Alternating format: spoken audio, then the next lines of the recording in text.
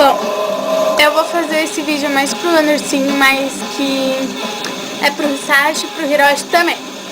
Andercinho, eu sei que você ficou com ciúmes do vídeo que eu fiz do Lins, mas tipo, eles são meus amigos, né? Vejo eles todos os dias. E cada momento que eu passei com você se tornaram único. Pode ter certeza disso. Hisashi, minhas melhores conversas do Twitter é com você. Mesmo a gente conversando um pouco, sendo aquelas coisas bem idiotas mesmo. Não é pouco idiota, é muito idiota. Mas sei lá, eu gosto, de verdade, eu curto. E é isso, e eu espero que um dia a gente possa fazer aquele jantar lá que você falou que eu ia fazer com o Hiroshi. Ia ser 300 reais de cada um, que não ia ter comida, mas eu acho que o meu miojo é bom e o Hiroshi vai gostar. Falando no Hiroshi, meu neném, eu te amo muito e você sabe disso, tá?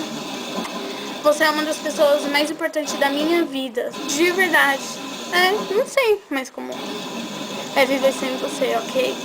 Eu amo todos vocês.